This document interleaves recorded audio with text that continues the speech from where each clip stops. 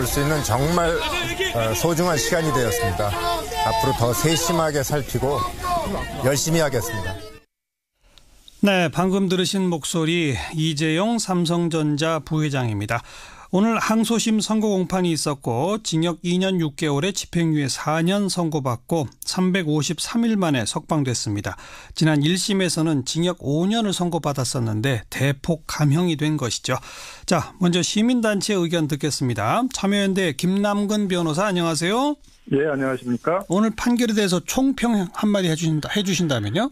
예, 1심은 정치 권력과 자본 권력의 부도덕한 유착이 이 사건의 성격이라고 봤는데요. 예. 2심의 경우에 있어서는 이제 정치 권력의 강요에 못 이겨가지고 수동적으로 뇌물을 제공한 사건이 이 사건이다라고 해서 예. 사건의 성격을 좀 굉장히 다르게 본 것 같습니다. 예. 하지만 저희가 보기에 있어서는 SK그룹 같은 경우에 있어서는 그런 강요에 대해서 거부도 했었고 다른 기업들은 소극적이었는데 삼성은 최순실을 직접 만나가지고 승마 지원들을 하고 그것을 이제 은폐하기 위해서 허위의 용역 계약서까지 받던 걸 만들었던 것을 보면 전형적인 정경유착 사건으로 봐야지 2심의 판단처럼 강요에 못 이겨서 뇌물을 제공한 사건으로 보는 것은 좀 사실을 잘못 파악한 것이 아닌가 생각이 듭니다. 네. 특검이 이재용 부회장에게 적용한 게 이제 뇌물죄, 재산 국외 도피, 범죄 수익 은닉 규제 처벌, 국회 위증죄 이렇게 쭉 여러 가지지 않습니까? 예. 그 가운데 먼저 뇌물죄 부분은 특검이 처음에 기소한 건 400 몇십억이었는데 1심에서도 다 인정된 건 아니었잖아요. 1심에서는 예. 뭐가 인정되는데 이번에는 뭐만 인정된 겁니까? 1심에서는 이제 승마 지원 부분에 대해서는 유죄를 인정을 하고 그다음에 재단 지원 부분에 대해서는 영재 스포츠 센터에 대해서는 유죄를 인정하고 미르 K 스포츠 재단에 대해서는 이제 인정을 하지 않았는데요. 예. 지금 2심에서는 그 삼성의 경영권 승계에 대한 현황 자체가 존재하지 않았다. 예. 그래서 그거에 대한 이제 경영권 승계에 대한 어떤 지원을 해주겠다는 묵시적 청탁이 있었다라는 것 자체를 인정을 하지 않아서 예. 영재 스포츠센터하고 미르 K 스포츠 재단 지원에 대해서는 다 무죄를 선고를 했고요. 아하. 승마 지원에 대해서는 그 말과 차량에 대한 이제 소유권을 넘겨받은 거에 대해서도 유죄를 인정을 했는데 예. 그 부분에 대해서는 소유권을 넘겨받은 게 아니라 배타적인 사용권을 넘겨받은 것이다. 예. 그 사용권은 재산적으로 가치를 평가할 수가 없다. 예. 그렇게 해가지고 이제 그 일부러 유죄를 인정을 했지만은 그 소유권을 넘겨받았다 그래서 액수로 72억 이렇게 인정을 하지 않고 36억에다가 사용권이 뇌물죄다 이렇게 인정을 한 겁니다. 그러니까 1심에서는 영재 스포츠 재단하고 승마 관련을 다 유죄로 했는데 2심은 영재 스포츠 빼고 승마에서도 소유권 빼고 이렇게 된 거군요. 예, 그렇습니다. 이게 그렇게 구분이 가능한 겁니까? 김남근 변호사 보시기에? 특히 이제 경영권 승계에 대해서는 이재용 부회장이 삼성 그 에버랜드 시절부터 헐값으로 주식을 넘겨받아가지고 그걸 시드머니로 해가지고 이제 수십조의 경영권 승계 플래그를 이어져 왔고 삼성의 주력 기업인 삼성물산의 경영권을 장악하기 위해서 그 에버랜드가 이름을 바꾼 제일모직하고 삼성물산의 합병들을 추진했다라는 것들은 상당히 많이 알려져 있는 사실인데, 그렇죠. 그런 사실 자체들을 이제 경영권 승계 사실 자체를 인정하기가 어렵다라고 해서 예. 이건 좀 일반적인 좀 상식이나 이미 알려진 사실하고 너무 배치되는 것이 아닌가 생각이 듭니다. 네. 그러다 보니까 재산 국외 도피도 완전 다 무죄가 됐죠. 재산 국외 도피의 경우에 있어도 36억을 그 최순실이 만든 페이퍼 컴퍼니인 코어 스포츠라는 이제 독일에 있는 회사에 보내는데 2심의 판단은 뇌물을 준다는 의사는 있었지만 그 재산을 해외로 빼돌린다라는 생각은 없었던 거 아니냐 이렇게 판단을 했는데요. 예. 상식적으로 생각해 보게 되면 뇌물 공유의 의사도 있었고 이거를 해외에 있는 최순실의 페이퍼 컴퍼니로 빼돌린다는 생각도 있었다고 봐야지. 예. 그걸 기계적으로 나눠가지고 뇌물 의사만 있고 도피 의사는 없었다라고 본 것도 굉장히 좀 일반적인 상식적인 판단하고는 좀 벗어난다고 보여집니다. 네, 그럼 그 밖에 일부 유죄로 또 인정된 건 뭐가 있습니까? 국회 위증죄 부분입니까? 네, 국회 위증죄 부분들을 이제 일부 유죄로 이제 인정을 했고요. 그다음에 나머지 부분들에 대해서는 대체적으로 다 이제 무죄 쪽에 판단을 했습니다. 예. 특히 이제 그 양형 부분과 관련해서도 보게 되게 되면은 그 마필 같은 경우도요, 말과 차량 같은 경우에 있어서도 사실상은 이제 소유권을 넘기면 언론의 주목을 받을 우려가 있기 때문에 그거에 대한 사용 권한은 다 넘긴다라는 의사 하에서 사용권을 줬다라고 그랬다는 거의 소유권을 넘긴 거와 같이 봐가지고 예. 뇌물 액수도 36억만이 아니라 그 사용권에 대한 가치를 1심과 마찬가지로 소유권을 넘긴 거와 똑같이 봐서 한 72억으로 봤었어야 되는데 예. 그 부분도 이제 36억으로 좀 줄이고 예. 그게 또 재산 도피와 같이 형량이 높은 것은 다 인정하지 않으려고 해서 예. 결국 이제 소위 3호룰이라고 그래서 징역 3년에 집행유예 5년에서 재벌 총수들을 계속 풀어주고 있는데요. 예. 그거에 맞춰서 2년 이후에 징역 4년들을 한 것이 아닌가 예. 그렇게 생각이 된다는 겁니다. 집행유예를 목표에 두고 뭐 이런저런 혐의 중에 몇 가지만 딱 일부러 잘라서 만들었다 이렇게 보시는 거예요? 예, 좀 뭐 사실관계 인정이 좀 너무 인위적이다, 사기적이다 이렇게 좀 느낌이 든다는 거죠. 네. 뭐 이재용 부회장이 이렇게 되니까 당연히 그 밑에 최지성 전 삼성 미래전략실장 또 장충기 전 사장 등등도 다 집행유예로 감형이 된 거죠. 예, 그렇죠. 뭐 총 지휘한 사람이 집행유예를 받으니까 그 지휘에 따라서 움직인 사람들에 대해서 실형을 선고할 수는 없어서 마찬가지로 다 집행유예가 선고가 됐습니다. 네. 참여연대가 보시기에 이 사법부의 재판에 대해서 가장 큰 문제는 뭐라고 보시고 앞으로 어떻게 대응하실 건가요? 결국은 우리 사회의 가장 큰 문제점들이 국가의 국정운영 방향이라든가 정책들이 논쟁과 그런 논의를 통해 사회적 합의를 통해서 만들어지지 않고 음습한 정경유착의 고리에서 뒷돈을 대고 재벌 친화적인 정책과 행정들을 만들어내고 하는 것들이 문제였고 삼성 뇌물 사건은 전형적인 그런 정경유착의 한 사례인데 예. 우리 법원이 이런 정경유착의 범죄들에 대해서 눈 감고 회피함으로 인해 가지고 앞으로도 이런 정경유착의 뿌리가 근절되지 않게 되는 것이 아닌가. 예. 이 정경유착의 고리에 우리 사회가 발목이 묶이는 것이 아닌가라는 점이 제일 우려가 됩니다. 예. 한때 왜 우리 사법부가 재벌에 대해서 관대하던 그 관행을 좀 깨고 막 구속도 막 시키고 좀 달라졌다 이런 평가들이 있었는데 그냥 잠깐 그랬던 거라고 보세요? 어떻게 보세요? 또 마찬가지로 이제 이런 재벌 총수들에 대해서는 이제 3호룰이라고 그래가지고 그런 어쩔 수 없이 풀어줘야 된다라는 그런 도구마에 갇혀가지고 예. 관대한 처벌을 하게 되니까 유전무죄, 무전유죄라는 우리의 흔한 말들이 다시 또 사실 확인이 되는 게 되고 그리고 사법부의 재판에 대해서는 엄격한 사실관계에 대한 판단과 법리를 적용해서 하는 것이 아니라 미리 어떤 목표들을 정해놓고 재벌 총수들에 대해서는 관대하게 다른 일반인들에 대해서는 굉장히 엄격하게 그런 처벌하는 기준을 정해놓고 재판을 하는 것이 아닌가 해서 사법부에 대한 신뢰가 크게 떨어지게 되는 그런 또 우려도 발생을 하고 있습니다. 네, 알겠습니다. 고맙습니다. 예, 감사합니다. 참여연대 김남근 변호사였습니다.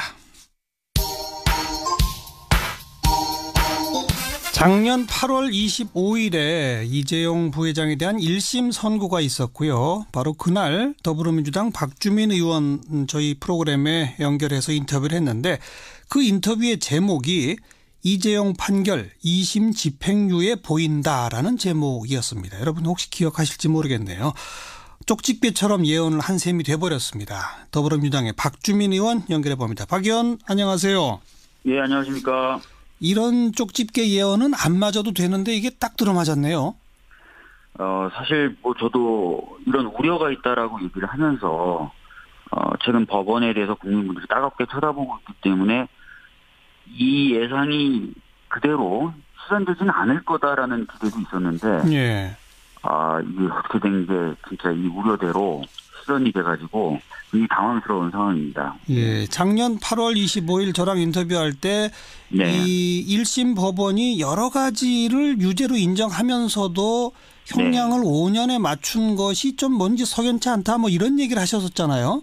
네. 그리고 또 판결 선고문에 조금 좀 이렇게 2심에서 충분히 삼성 측 변호인들이 다툴 수 있는 소지를 많이 남겼다 뭐 이런 것 하셨는데 왜 그때 2심에선 집행유예가 보인다라는 주장을 하셨는지 다시 한번 좀 되짚어 주시겠어요?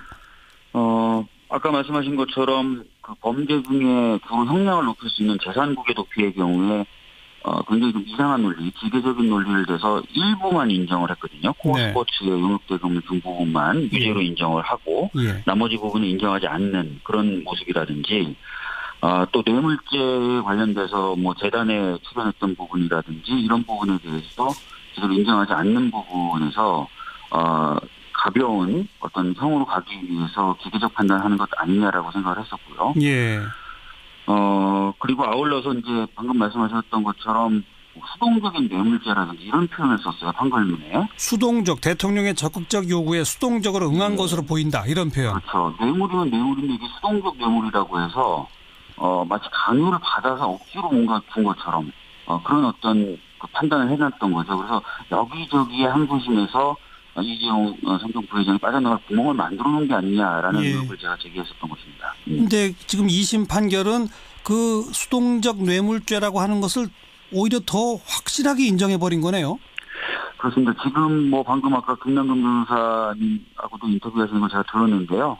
특히 이제 그 포괄적으로 현안으로 삼았었던 승계 작업의 존재 자체를 아예 인정할 수 없다라고 판단을 해버렸어요. 예.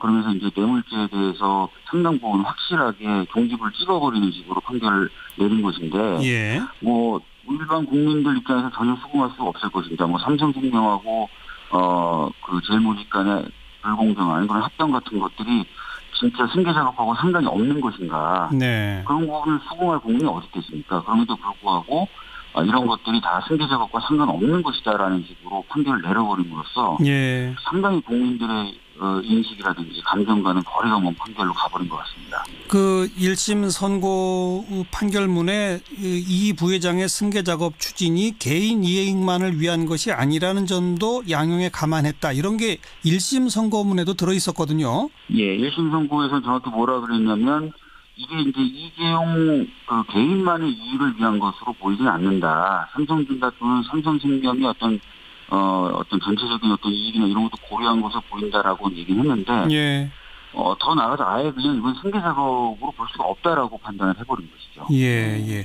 그러니까 지금 1심 선고문에 약간 좀 논쟁의 소지를 남겨놓은 것을 2심에서는 확실하게 더 인정해버리고 또 일부 승계 작업 추진용의 어떤 청탁 같은 거는 아예 빼버리고 이런 식으로 돼버린 거군요. 예, 그러니까 1심에서 뭐 그나마 조금 여지를 남겨뒀던 부분조차도 완전히 아니다라고 부정을 하면서 상당 부분 이제 범죄 혐의에서 벗어나는 그런 결론을 내린 것입니다. 네. 이 선고 결과가 박근혜 전 대통령 재판에는 어떤 영향을 미칠 거라고 보십니까? 뭐 전에 인터뷰에서도 말씀드렸던 것처럼 뇌물을 주는 것과 달리 뇌물을 받는 경우에는 1억 이상만 돼도 무기징역에 처해질 수가 있습니다. 그래서 현재 인정된 그 뇌물 액수인 36억 원, 코스포츠에 용역대금을 줬던 그 액수만으로도 사실 무고원형이 가능합니다. 그런데 아예 이런 승계 작업에 대한 인식도 없었고 승계 작업에 대한 부정한 청탁도 없었고 사실상 승계 작업이라는 게 없었다라고 하면서 죄질 자체는 굉장히 가벼워지게 된 것이죠. 그렇기 때문에 박근혜 전 대통령의 재판에서도 상당히 영향을 미칠 것으로 보입니다. 근데 어쨌든 이재용 부회장은 이른바 수동적 뇌물이라고 해서 감형이 됐습니다만 그 안에는 대통령은 적극적으로 뇌물을 요구했다는 거를 사법부도 인정한 거잖아요. 네, 근데 지금 보면은 이제 아예 그 승계 작업이라는 게 없었고, 청탁이라는 것도 없었고, 그러니까 승계 작업이라는 게 없었으니까 당연히 승계 작업에 대한 청탁도 없었던 게 되는 것이죠. 그러면서 박근혜 전 대통령의 죄질 부분의 판단에 있어서 상당히 가볍게 되는 그런 결과를 낳을 것으로 보여집니다. 그러니까 삼성 승계용으로 뇌물을 요구한 것이 아니라 그냥 정유라 승마 지원 정도를 요구했다. 이렇게. 그러면 요구한 뇌물이라고 하는 것은 맞지만 그러나 그 뇌물의 성격이나 그 완전히 달라지게 내용이 좀 축소가 될 수 있다 이런 말씀이군요. 맞습니다. 네. 오늘 이 선고 결과를 두고 뭐 일각에서는 그 집행유예 판결을 한 판사에 대해서 뭐 공격하는 분들도 있고 청와대에 청원하시는 분들도 있고 막 이런 움직임들도 일어나고 있는데 이런 현상은 어떻게 보세요? 전에도 제가 한번 간단하게 좀 말씀드렸던 것 같습니다. 사법부의 판단도 사실 국민의 평가와 비판을 받을 수 있습니다. 그런 차원에서의 평가와 비판은 당연히 허용돼야 된다고 생각을 하고요. 물론 굉장히 좀 도를 넘어서 개인적인 공격이나 이런 데까지 가는 것은 조금 과하다라고 말씀드릴 수는 있겠습니다만 아까 말씀드렸던 대로 사법부의 판단 역시도 국민의 권한을 위임받아서 진행하는 것이기 때문에 평가와 비판은 당연히 받아야 된다고 생각합니다. 지금 문자로도 많은 분들 의견 주시는데 7749번께서는 이재용이 집행유예면 우리나라에 교도소가 없어도 된다. 대한민국 사법부가 아니라 삼성공화국 사법부다. 이런 의견 주신가 하면 반면에 8551번께서는 지금 왈가왈부하기보다는 어차피 대법까지 갈 테니까 최종 판결 지켜봐야 한다고 생각한다. 또 선고가 마음에 안 든다 해도 판사에 대한 인신공격성 여론은 문제다. 이렇게 또 엇갈리는 여론들이 있거든요. 네. 아마 네, 아까도 말씀드렸듯이 모든 권한, 심지어 사법부의 재판을 하는 권한도 계속 국민의 권력으로부터 나온 것입니다. 예. 그렇기 때문에 국민분들 입장에서는 얼마든지 비판하고 평가할 수 있다고 생각합니다. 의견을 다 낼 수 있다, 각자의. 네네네. 정치권이 근데 여기에 대해서 왈가왈부하는 건 어떻게 생각하세요? 정치권 역시 정치라는 기능 자체가 예. 단순하게 뭐 의회 권력은 의회 내에서의 어떤 논의만 하는 것 이런 것들이 아니거든요. 예, 예. 당연히 국민의 대변자로서 예. 할 수 있는 부분은 있죠. 그리고 사법부라 하더라도 잘못된 권한 행사를 한다 그러면 그 부분에 대해서 감시하거나 평가할 수 있습니다. 그렇기 때문에 저희들도 법사위라는 걸 두기도 하고요. 예. 법원의 여러 가지 업무에 대해서 감독하는 것 아니겠습니까? 예. 알겠습니다. 아무튼 그 쪽집게 예언이 들어맞아 버리게 돼서 참 기분이 그러네요. 네. 죄송하다는 말씀을 드려야 될 것 같습니다. 네. 박주민 의원이 죄송할 문제는 아니죠, 사실. 네, 고맙습니다. 볼 수 있는 정말 소중한 시간이 되었습니다. 앞으로 더 세심하게 살피고 열심히 하겠습니다. 네, 방금 들으신 목소리 이재용 삼성전자 부회장입니다. 오늘 항소심 선고 공판이 있었고 징역 2년 6개월에 집행유예 4년 선고받고 353일 만에 석방됐습니다. 지난 1심에서는 징역 5년을 선고받았었는데 대폭 감형이 된 것이죠. 자, 먼저 시민단체 의견 듣겠습니다. 참여연대 김남근 변호사 안녕하세요. 예, 안녕하십니까? 오늘 판결에 대해서 총평 한마디 해주신다면요?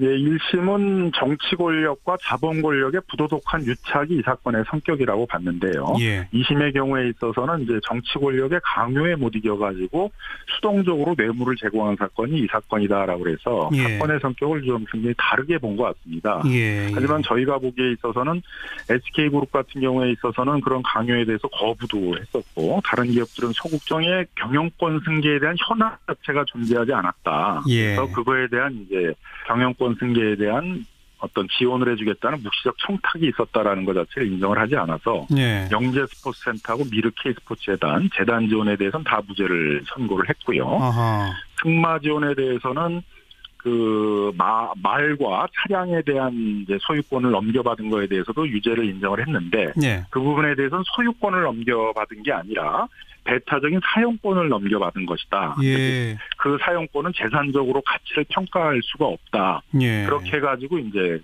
그 일부러 유죄를 인정을 했지만은 그 소유권을 넘겨받았다 그래서 액수로 뭐 72억 이렇게 인정을 하지 않고 36억에다가 사용권이 뇌물죄다 이렇게 인정을 한 겁니다. 그러니까 1심에서는 영재스포츠재단하고 승마 관련을 다 유죄로 했는데 2심은 영재스포츠 빼고 승마에서도 소유권 빼고 이렇게 된 거군요. 예, 그렇습니다. 이게 그렇게 구분이 가능한 겁니까? 김남근 변호사 보시기에? 특히 이제 경영권 승계에 대해서는 이재용 부회장이 삼성 그 에버랜드 시절부터 헐값으로 주식을 넘겨받아가지고 그걸 시드머니로 해가지고 이제 수십조의 경영권 승계 플래그를 이어져 왔고 삼성의 주력 기업인 삼성물산의 경영권을 장악하기 위해서 그 에버랜드가 이름을 바꾼 제일모직하고 삼성물산의 합병들을 추진했다라는 것들은 상당히 많이 알려져 있는 사실인데, 그렇죠. 그런 사실 자체들을 이제 경영권 승계 사실 자체를 인정하기가 어렵다라고 해서 예. 이건 좀 일반적인 좀 상식이나 이미 알려진 사실하고 너무 배치되는 것이 아닌가 생각이 듭니다. 네. 그러다 보니까 재산 국외 도피도 완전 다 무죄가 됐죠. 재산 국외 도피의 경우에 있어도 36억을 그 최순실이 만든 페이퍼 컴퍼니인 코어 스포츠라는 이제 독일에 있는 회사에 보내는데 2심의 판단은 뇌물을 준다는 의사는 있었지만 그 네. 재산을 해외로 빼돌린다라는 생각은 없었던 거 아니냐 이렇게 판단을 해석이었는데 삼성은 최순실을 직접 만나가지고 승마 지원들을 하고 그것을 이제 은폐하기 위해서 허위의 용역 계약서까지 만들었던 거를 보면 전형적인 정경유착 사건으로 봐야지 2심의 판단처럼 강요에 못 이겨서 뇌물을 제공한 사건으로 보는 것은 좀 사실을 잘못 파악한 것이 아닌가 생각이 듭니다. 네. 특검이 이재용 부회장에게 적용한 게 이제 뇌물죄, 뭐 재산 국외 도피, 범죄 수익 은닉 규제 처벌, 뭐 국회의정죄 이렇게 쭉 여러 가지지 않습니까? 예. 그 가운데 먼저 뇌물죄 부분은 특검이 처음에 기소한 건 뭐 400 몇십억이었는데 1심에서도 다 인정된 건 아니었잖아요. 1심에서는 네. 뭐가 인정되는데 이번에는 뭐만 인정된 겁니까? 1심에서는 이제 승마 지원 부분에 대해서는 유죄를 인정을 하고, 그 다음에 재단 지원 부분에 대해서는, 영재 스포츠 센터에 대해서는 유죄를 인정하고, 미르 K 스포츠 재단에 대해서는 이제 인정을 하지 않았는데요. 예. 지금 2심에서는 삼성인데요. 예. 상식적으로 생각해 보게 되면 뇌물 공유의 의사도 있었고, 이거를 해외에 있는 최순실의 페이퍼 컴퍼니로 빼돌린다는 생각도 있었다고 봐야지. 예. 그걸 기계적으로 나눠가지고 뇌물 의사만 있고 도피 의사는 없었다라고 본 것도 굉장히 좀 일반적인 상식적인 판단하고는 좀 벗어난다고 보여집니다. 네. 그럼 그 밖에 뭐 일부 유죄로 또 인정된 건 뭐가 있습니까? 국회 위증죄 부분입니까? 네, 국회 위증죄 부분들을 이제 일부 유죄로 이제 인정을 했고요. 예. 그다음에 나머지 부분들에 대해서는 뭐 대체적으로 다 이제 무죄 쪽에 판단을 했습니다. 예. 특히 이제 양형 부분과 관련해서도 보게 되게 되면은 마필 같은 경우도요, 말과 차량 같은 경우에 있어서도 사실상은 이제 소유권을 넘기면 언론의 주목을 받을 우려가 있기 때문에 예. 그거에 대한 사용 권한은 다 넘긴다라는 의사 하에서 사용권을 줬다라고 그랬다면 거의 소유권을 넘긴 거와 같이 봐가지고 예. 뇌물 액수도 36억만이 아니라 그 사용권에 대한 가치를